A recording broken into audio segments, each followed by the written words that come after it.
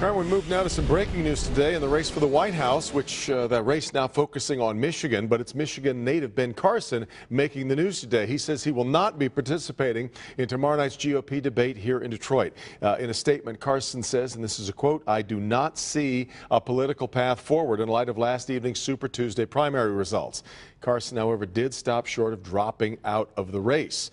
Bernie Sanders, one of three candidates stumping through Michigan today. We've got video of him. This is actually from earlier today in Maine, but he will be having a rally later tonight at the Breslin Center in East Lansing here in Michigan. Let's head to Warren. Live pictures of the John Kasich rally set to start in just a bit. He was already in Grand Blanc earlier today. And let's move to Shelby Township, where we've got live pictures of the Marco Rubio rally. We understand he is just about to be introduced to take the stage there in front of a packed house. So a very, very busy day for all of them. Let's bring in Rod Maloney, the political circus now in town. Rod. Well, no doubt about it, Devin, and John Kasich was just here, left a few minutes ago, and he said that he'd been on the phone with Ben Carson today, talked to him, and essentially said that Carson's going to be suspending his campaign, and that he felt that Carson did a very good job, should hold his head up high, and called him a very good man. So now we're down to 4 in the GOP race, and there are 6 total in the presidential race for Decision 2016, and we're going to see 3 of the candidates right here in Michigan tonight. I think it's been a circus. It's very like high school almost, very catty. Kind of nasty, just getting after one another and using social media to kind of get after you. And John Kasich understands that and brings a different tone to the campaign and to the notion of governing. Do you think we're going to get things fixed if all we do is fight, argue with one another? I mean, we know better than that. Before a small crowd in Grand Blanc, Kasich said that his experience in Congress and in Ohio as governor showed that he has the experience to fix the country's problems. I got 2 16-year-old daughters, and I want the country to get better.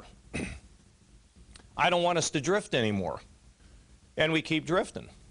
And it doesn't have to be that way. Yet Detroit News political chief Nolan Finley says the poll done with WDIV a couple of weeks ago still shows that Kasich and Rubio simply can't beat Donald Trump here next week. I mean, I would be surprised if he didn't get Michigan because, you know, the polls all suggest it's going his way.